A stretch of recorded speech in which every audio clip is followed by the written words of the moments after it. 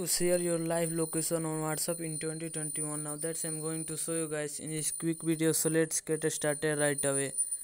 Now the very first thing you have to do is you have to click on the any chat that you want, and then you can click on this add button, and then here you can see the location. You have to click on the in the left side of the camera icon, you can see this button. You have to click on this, and here you can see the option location.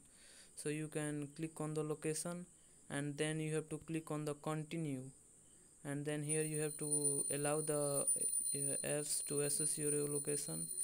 And and you have to click on the OK, and here you can click on the location access. You can and here you have to, and you can click on the share live location and click continue, and then you can also choose it like I choose 8 hours, and then you can type it anything. You can add comment, and then you can click on the send, and this is sent.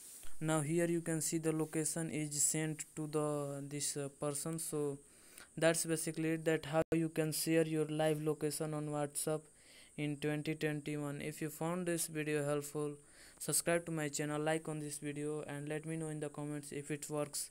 Have a good day.